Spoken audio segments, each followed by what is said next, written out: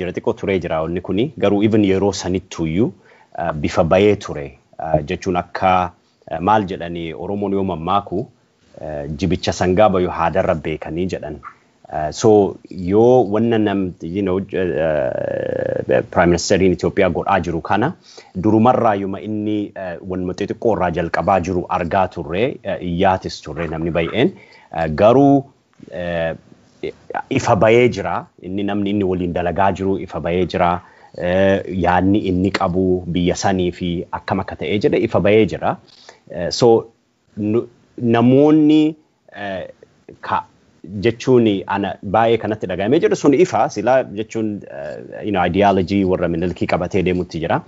garuu ana kanatti dhagahamee jedhe namoota kanaan dura akka nama oromummaa qabanii sabboonummaa akka qabaniitti namoonni beeynu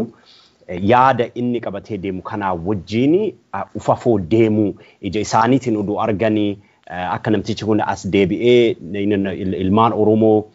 yoo akkana gadi bayanii waa xiqqoo isii hiriira bayuu yoo deemanii jedhani xiyyitiin guyyaa adiin odoo fixu nama keenya akka durii sanitti kumaatamaan mana hidhaatitti hidhanii bakki itti hidhan hanqatee in fact yeroo amma tekstii kanaan barreessutti bakki itti hidhan hanqatee mana barumsaa keessatti haga ilmaan Oromoo hidhaa turan ummanni kunniin bira dhaabataa ture. So kanumatuyyuu akkuma yeroo dur yeroo TPLF nama keenya fixaa turte bira dhaabataa turan ammas nama Oromoo namicha kana bira dhaabataa jirun kanatu iyyuu naagaluu didee xiqqoo mataa na dhukkubse. So sanumarraa dubbadheeti kan waan sanni jedhee fi haga ammaatu iyyuu naagaluu didee akkamitti akka namni uduu argan waan deemaa jiru uduu argan akkamitti akka bira dhaabatuu danda'an. Egaa warra ta'e amma akkasitti bira dhaabbataa jiran jette kun immoo gama biraatiin hayyoota Oromoo akkasumas qaamlee adda addaa aktivistoota sumaayyuu dabalatee jechuudha warra wayyaanee deeggaruu jedhaniiti sinii himatu. Ati immoo lakki jarri kun attamitti gananii isaan faana dhaabbatan bitamanii jetta. Isaan immoo lakki jara sanatu har'aa wayyaanee wajjin jira wayyaanee deeggaruu siniin jedhu. Ifa manaa godhi. Waan hin fakkaanne beektaa jechuun let me give you an analogy jechuun yaada wannaa wayisii haa kennu. Haa jennu sareen maraatte lamaa wayisitti fiideet lafaan si dhooftee si nyaataa jirti. Right? Ufirraa akka taate wayii tattaateeti sodaachistee jalaa ol kaate haa jennu. Tokko si jalaa si sodaatee sirraa achi dheessee garas jira haa jennu. Tokkommoo sirra jira si nyaataa jira. Okay? Mataa akkamiitiin saree asikka si nyaataa jiru kana saree maraatte kana kasi ajjeesaa jiru kana asit dhiistee saree maraatte ka achi fiigee jedhe san faana fiidhaa. It does not make any logical sense. Kanaafi jechuun nuti wayyaane wallaalleetii miti diina Oromoo akka nama Oromoo akka guyyaa diin nyaatee akka jedhe kana wallaalleetii miti warri ammaan kanatti namicha kanatti ka iyyaa jiru wanni nuti jedhutti jirru wayyaaneenis diina ka amma jiru kunis warruma wayyaanee wajjiin ilmaan Oromoo nyaataa bahe harki 99 harki 90 at least 95 warruma including when the Prime Minister kenna kana amma akka wannaatitti samaara ol qabaa jiran kan warra nama kenna alanshee fixee hidhee ajjeesee jedhetu guyyamaa adiin ol ka'eetu maal jedhanii faranjiin biyya kanatti you can put a lipstick on a pig but it's still a pig jedhan sigalee maali lipstick kun afaanii godhatan kana wanna asaamatti godhuu ni dandeetta booyyee godhuu ni dandeetta garuu san itti godhaa ooltee fi booyyeen booyyemaa jedhan sigalee so kanu nyaataa bahe nama nyaatu so akkamitti mataa kamiin addaan baasuu akka namni danda'utu naagaluu dhabe beektaa yoo tirfi enumaayyuu more kuni ka amma jiru kun bineensa dur nu fixaa bahe warra haadhaaf abbaa keenya darbaandarii keenya ka fixaa ka bahe warra minilikiititti achi galee inuu more at least warra TPLF nama keenya politically nu miidhe nu ajjeesee nu hidhee waan qabeenya keenya nurraa fixee kuni garuu warra identity keenya jechuun eenyummaa keenya warra nyaatetti achi galee kana wajjin nu nyaachuuf deema ani akka namni itti waan kana akkati galuu diduu fi na ajaa'iba beektaa akkamitti jechuun uduu ijaan argitu waan kana nama keessattuyyuu namoota namicha kan ofirraa buusuuf mee dhugaa rabbi yaa dubbannu ammaan kanatti reality lafa jiru maali mee jechuun wallaalaa taane biyyi keenya sun bilisoome namni Oromoo bilisummaa argateet nu TPLF maybe nu kafalee TPLF ni deega mee haalaallu mee Oromoo maalitti jirti ammaan kana dhugama haa dubbannu mee politika maali achi gadi dhiifne Oromoon hadhaan kana namni ijoolleen isi karuuhii qabdu mana hidhaa keessa jirti kumaatamaan deeggartoonni Oromoo warri kanaan dura umrii ufii Oromoof jedhee irratti fixee jedhe mana hidhaa keessa jira warri akka Jawaari warri akka Baqqala Garbaa kunniin mana hidhaa keessa jiran hadhaan kana namni Oromoo gadi bahee waa takka hafuura kana baafatuu hin danda'u mataa keessa dhayanii caccabsanii kabraa dhiisaati Oppidiyoon maan durbar Oppidiyoon yeroo amma kuno ERDF keessa yeroo turan san haguma fedhe TPLF akka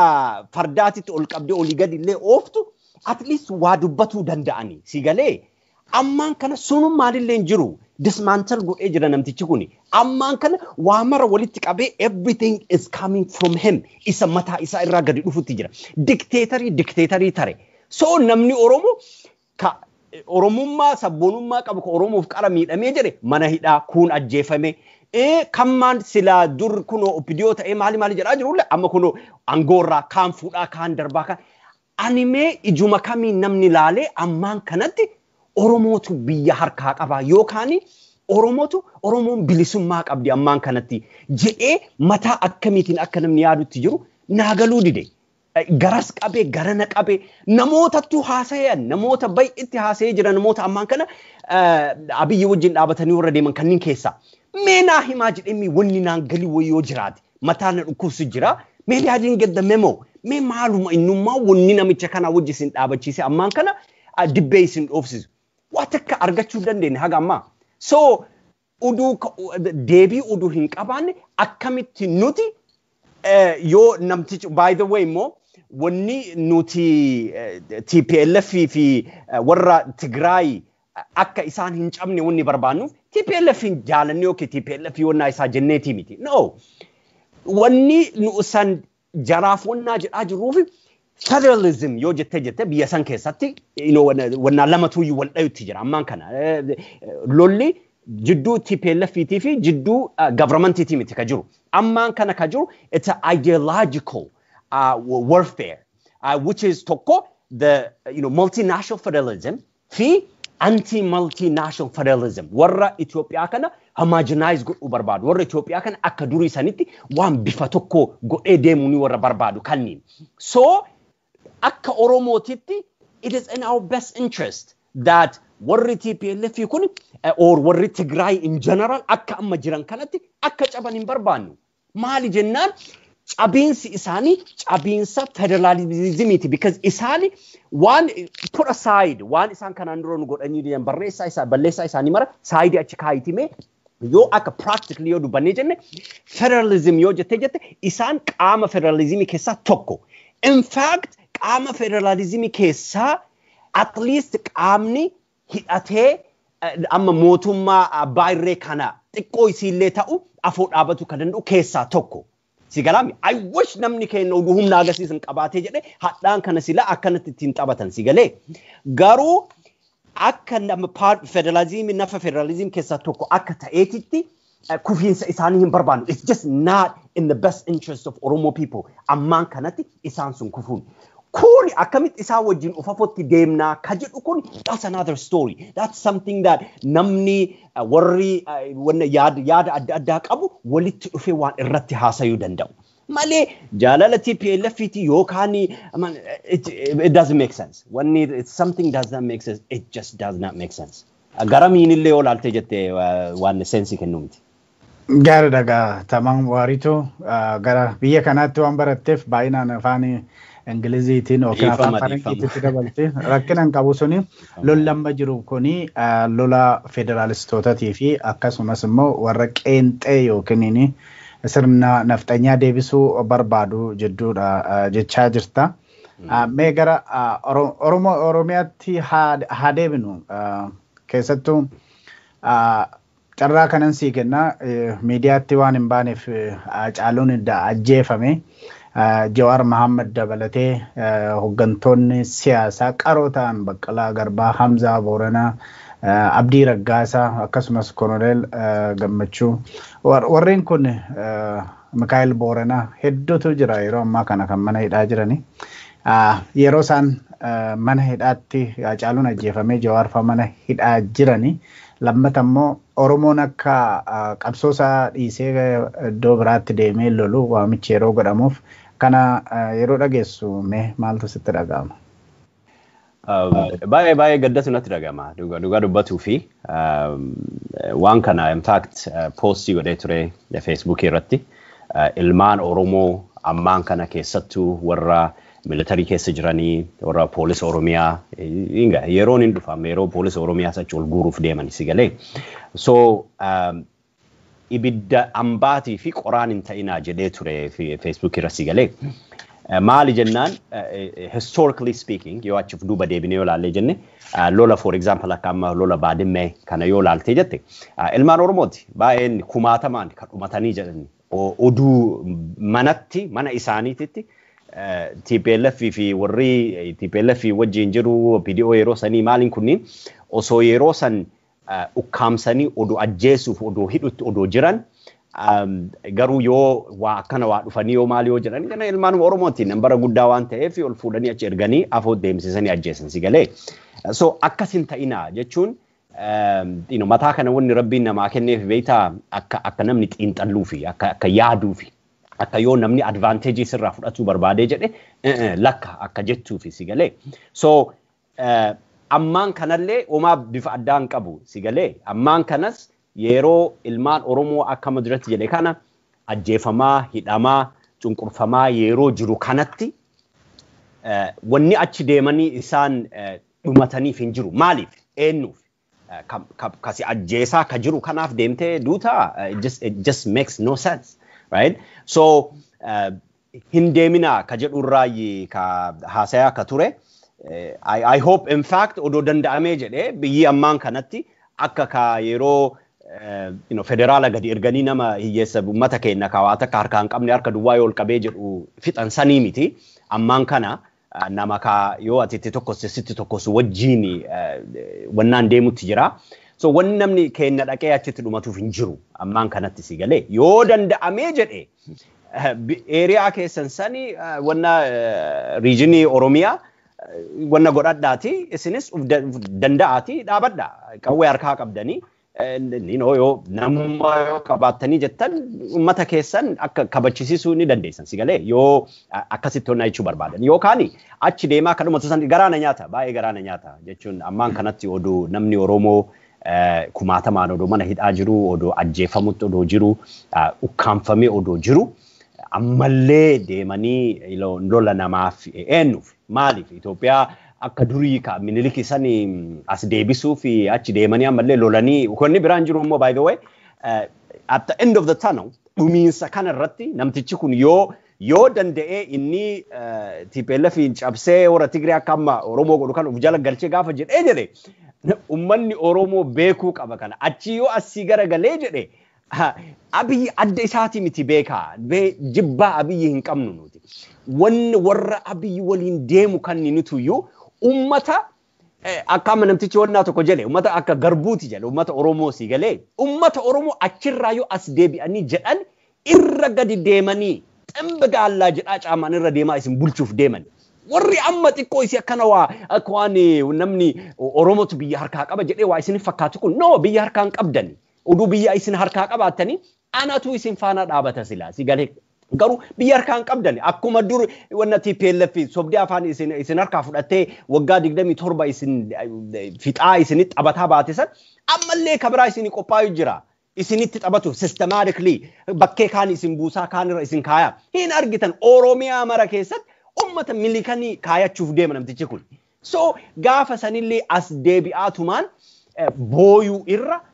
mee yoo harkaa qabaatanii yoo waa harkaa qabne yoo jettanii ammaan kana mee uummata keessanitti as deebi'aatii waa godhaa jedhaan. Gaariidha egaa tamam akkuma kee namoonni hedduu yeroo arbi lamaan wal lolu jidduutti kan biraan miidhama kan jedhudha. Baay'inaan Oromoon haa guddaa ta'u malee ofillee difeend gochuu irratti rakkina qaba. Qaamni lachuu hidhateeti kan wal lolaa jiru. Kan mo'atee dhuma irratti Oromoo dhuma irratti garagala kan jedhudha. Kanaaf namni baay'een Oromoon hojii manaa qe'ee isaatii qaba. Sanarratti haa xiyyeeffatu kan jedhudha. Atakka qeerroo tokkotti qeerroo Oromoo tokkotti maal jetta? No, bareda. Yeah, of course. Akasi kata uyu kakabu. May for a second. Why Abiy achi haa kennu me? Sanimi amman kanatti ka, divisioni ka fidee jiru jiddu Oromoo ilmaan, haadha tokko jiddutti, right? May achi haa kennu. Akkuma Oromootitti amman kana eessa jirraa ka jedhu haa yaannu mee dhiisaa mee Jawaariin faallee haa jaalatu haa dhabu mee namni mee okay aangoon nurraa fudhatanii sodaallee haa qabaatanii mee let's put everything aside. Akkuma Oromootitti wanna nutti dhufaa jiru xiinxallaa jirraa argaa jirraa keessattuu warra biyya jirtan argaa jirtanii waan isiniif dhufaa jiru kana wanna yoo isin amma ka argutti ka jirtan ni beeka jechuun namni baay'eenillee yooki jibba Oromummaa qabaateeti miti. Dhibeeka even warrummaa amma Abiyyi wajjin dhaabatu kunniin illee maybe gara yaada akka ofiititti isaan no Oromoo ammaan kana ka harkaa qabu nutuyyuu biyya bitutti jira maalumaaf ummanni akka amma kiyyaa kun maaf ummata kana hin galle jedhani maybe mataan isaanii dhukkubata. Garuu wanni laallamuu qabu mee waa maraayyuu achi yoo kennee yoo jenne akka Oromootitti dhugamaan akka Oromootitti yoo warri TPLF kun yoo cabee jire federalizimiin yoo karaa irraa yoo qabamee jire dhugamaan mee Oromoon freedomii akkasitti qabaatee jiraata isinitti fakkaata biyya san keessatti moo dhugaan jirtu udumaa argitan irraa goraa jirtan dhugaan jirtu warri minilikii qophaa'ee jira. Dhugaa yoo dubbannee jenne Oromiyaa keessallee isinitti haa fakkaatu malee magaalaa gugurdoo jaratu qabatee jira beeka. Jaratu yoo jira jaalattee jibbitee qabeenyaan ta'ee wanna adda addaatiin ta'ee waan baay'ee bakkee qabatanii jiran sigalee ummanni kunniin immoo jibbaa ummataan qabu jibbaan nama tokko chaallee hin qabu garuu akka jarri ummata keenya godhaa turanii akka jarri namummaa keenya jibbanii politically miti beeka namummaa eenyummaa Oromummaa keenya akka isaan jibban irra karaa namtichi kun qabeeniif deemaanii jiru gaafa bakkee tokko ga'anii jiran namtichi kana iyyuu barbaadan isaayyuu achi darbaniiti isaaniif akka durii sanitti isin deebisuuf deeman ammallee deebitanii nama kophee namaa jalatti deebitaniituma achuma oluma lolatu irra yeroo amma chaansii qabdan kanatti biyya keessa mee kuwwan haa hafu mee dhiisaa mee warra akka Jawaarii warra akka warra ala jiru maali kan mee dhiisa isinummaanuu mee biyya Oromiyaas mee qabadhaa mee harkatti qabadhaati mee ummanni keessan freedomii qabaatee haa jiraatu okay mee kuwwan irraayyuu haa dhaabatu kana godhuu hin dandeettan maali jennaan ammaan kana namticha san tokkochatu isiniin deemu jira. Advisoriin isaa akka jiru ka akka kunoo Daani'el eenyu sani qeessicha san kibrat warra amma inni wanna irra kaan kaasaa silxaana irra kaayaa jiru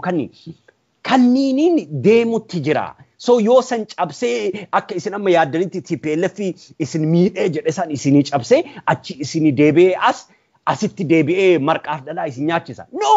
No yaada paaworii hin jedhamne qabaachuuf deema namtichi kun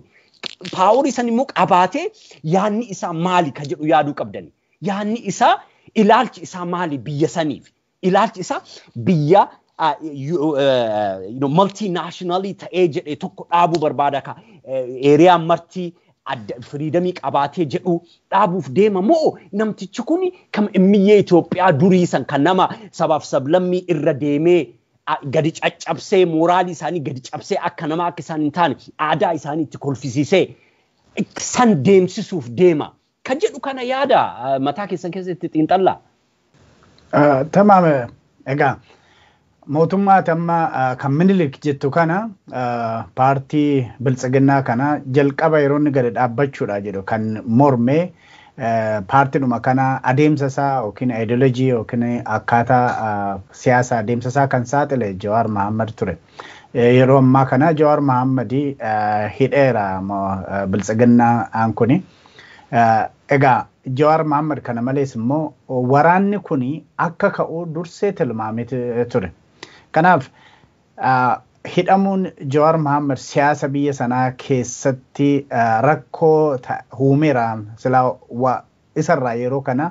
isaan mari'achuutu isarra ture malee isa hidhanii waraana deemsisuun yookiin biyyattii sana ukkaamsuuf yaaluun mataa isaatiin rakkoodha kan jedhan jiru. Mee hidhamuu Jawaar Mohaammed akkasumas immoo ajjeefamuu Hacaaluu kana mee duubatti deebiinu yaadachiise maal jettate? Dhugama beektaa jechuun kuni kaa dhibee Itoophiyaa qofaa miti. Kunoo dhibee jechuun biyya Afrikaa wannummaan biyyoonni Afrikaa adda addaa kunniin gadi cabanii namaa gadi ta'anii wanni jiraniif. It's because kawaa beeku ka xiqqoo waa xiinxalluu ka xiqqoo waa baratee maalii jedhu hin hidhan hin ajjeesan. Kaan immoo garaan bulaa ka garaa dibbee moonna aangoo irra bayeeti biyya bulcha si galee. So it's not surprising that wanni ammaan kanatti deemaa jiru nama akka Jawaarii nama biyya san xiinxallaa meeqa biyya san keessatti godhee researchii meeqa biyya san irratti godhee biyya kana jirurraa he's an expert. Expertii kana hin jenne ka biyya san keessatti ka qaban silaa uduu beekanii silaa namoota akkasiisan itti fayyadamanii akkamitti biyyi kun nagayaan jiraata. Jedhan silaa si galee garuu kunoo akkuma argine kana waan godhanii ka ammaan kanatti waan itti jiran si galee. So waan jechuun surprise nama godhuu miti jechuuf jedha wannummaan biyyi sun akka jirtuu fi waan akkanaa waan nama jibbisiisu kanniniifi. So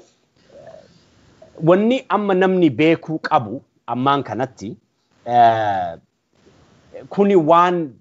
dhaabatuuf deemuu miti si galee takkatti namni biyya tokko keessatti civil war wanni jedhamu yoo jalqabame yoo jedhe maali je civil war jechuun just qaamni lama ka qawwee qabu walitti tokkosuu jechuu ka sirri wal miidhuu danda'u. So waan akkanatti akka amma Abiy rahasa yaa akkuma kunoo wanna adda naannoo adda addaati goonee jenne kanas dhaydheetuma takkachimaan just wanna gooneetuma keessaa baana akka inni just this overly simplistic view of this war akkasii miti dubbiin si galee. Ummanni sunni lolatuuf deema si galaami lolatuuf deeman gara biraatiillee itti ol kaka'uuf deema namni ammaan kanatti namni ummanni keessattuu ummanni keenya nagayaan bayanii hiriira bayanii kadhatanii nagayaan ummanni sabaaf sablammiin adda addaatis iyyanii kadhatanii gadi bayanii yoo jedhan itti tokkosamanii ajjeefaman yoo nama kana bee ilmoo namaa kana ilmi namaa kun akka fiinyaati beektaa yoo hafuura haga inni keessa seenu ol yoo itti afuuftee jette hin dhooya. So ilmi namaa kuni akka amma hafuurri itti dhiibamee jira dhooyuuf deema si galee dhooyuu jechuun maal inni ree namni kasilaa karaa nagayaatiin deemurraa achi dabee qawwee ol fuudhuu jalqaba si galee gaaf qawwee ol fuudhuu jalqabee jedha namni biyyattii Itoophiyaa bakka sabaaf sablammii meeqa keessatti jiru kana gureellaa dhibba eeriyaa dhibbarraa qabaatuuf deema namtichi kun akkamitti akka biyya san danda'ee akkasitti bulchuuf deemu naan galu beektaa. Kasilaa nagayaan karaa nagayaatiin silaa ittiin deemu karaa irraa badee kana keessa jira si galee. So I hope kana irraa garagalanii ammaan kanas I hope karaa nagayaatiin deebi'anii I hope uf duuba deebi'anii akka yeroo 2018 yeroo namni marti gammadee jedhe san irratti deebi'anii daayalaagii taa'anii haasayanii ammaan kanattis I think wanna solve godhamuu danda'u takka godhuu hin danda'ani karaa san qofaani malee karaa qawweetiin deemuun nama tokkochallee ni baasa jedhee yaaduan gara kiyyaan. Mee gaaffiidhuma duraa tokkottan si deebisa Oromoon yeroo warri kaan of defend godhaa jiru kaan immoo waraana banee jiru kanatti kan ofii irratti xiyyeeffachuutu irra jiraata. Qabsoo inni irratti jiru kana direction isaa jallisuutti jirama. Kanaaf kan ofii irratti xiyyeeffachuutu irra jiraata jedhamee yeroo dubbatamu kanatti atotoo biyya jiraatte akka qaama qeerroo tokkotti isaa ta'u akka Oromoo tokkotti maal goota? Gaaffii bareeda.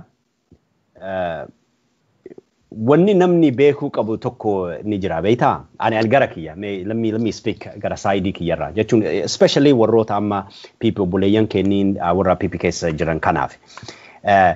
uduu Abiy fi warri PP warri amma ka Oromoota ni kachi keessa jiran kunniin usuu jara qofa ta'ee usuu akka opinion akka durii sanitti opinion qofa taatee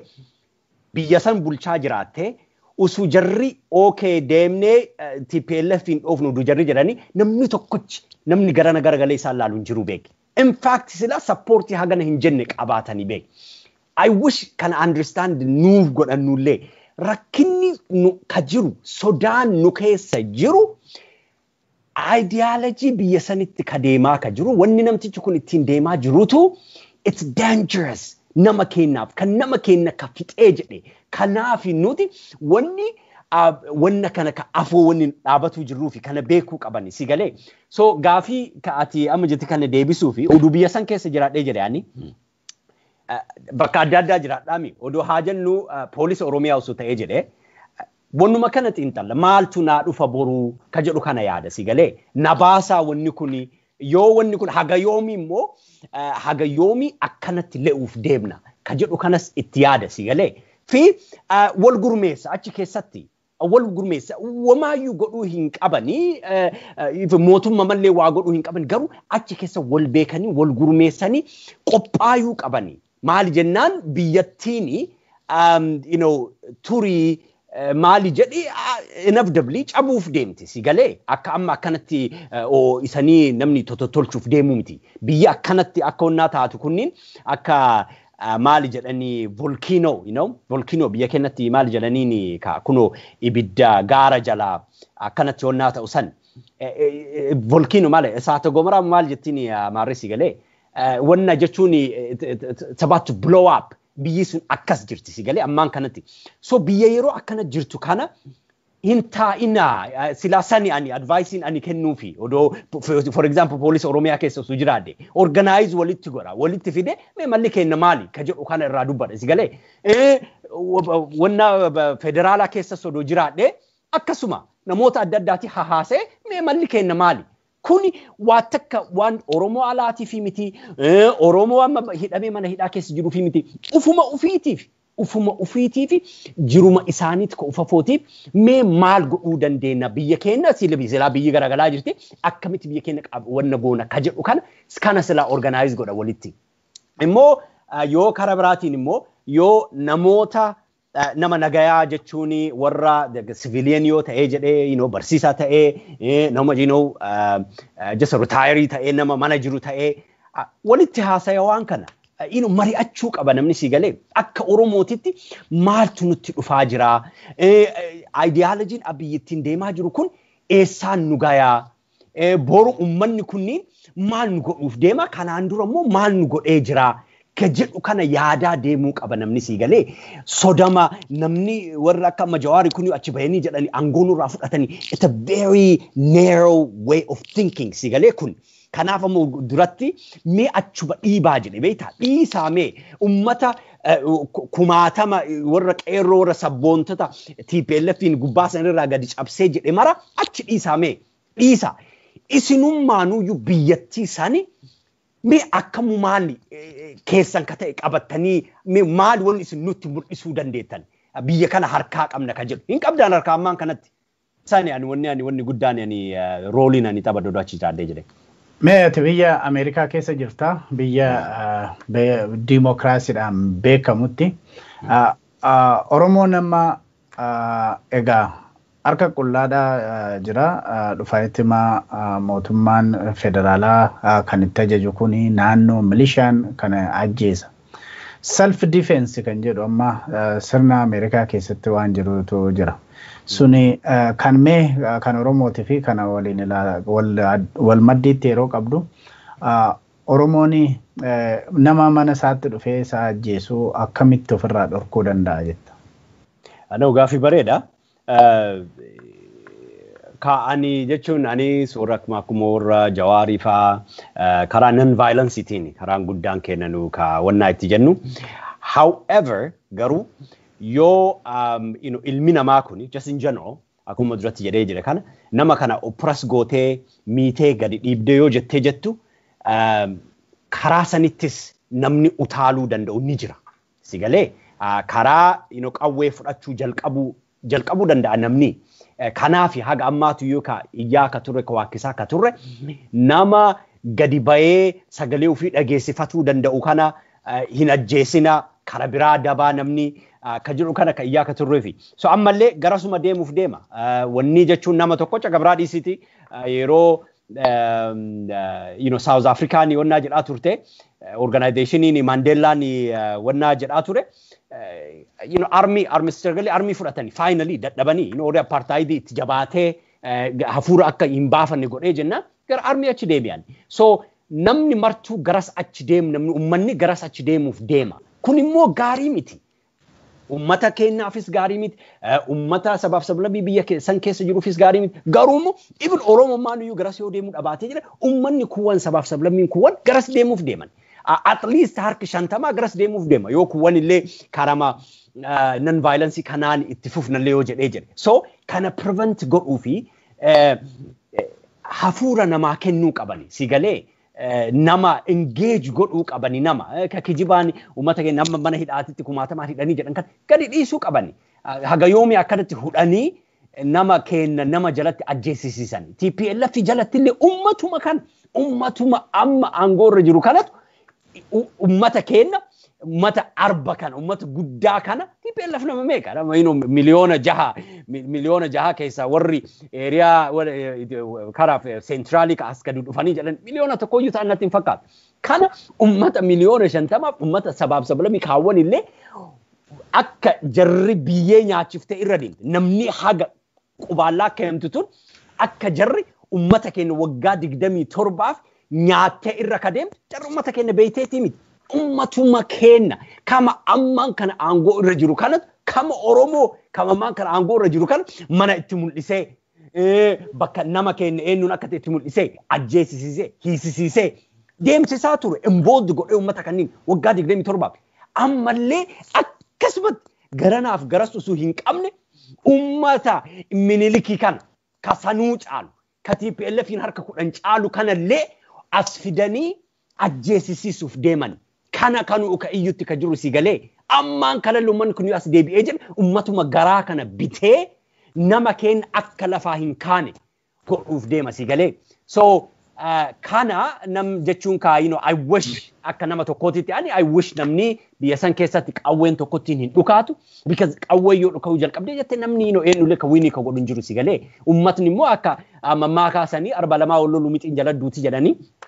namni namuma keenya hiyyeessuma nama keenyaa sanitti dhumatuuf deema. Ammaan kanayyuun argita. Propagandaan karaa lachuu irraayyuu bayu ka kijibaatti ta'eeti malee ilmi namaa dhumatuuf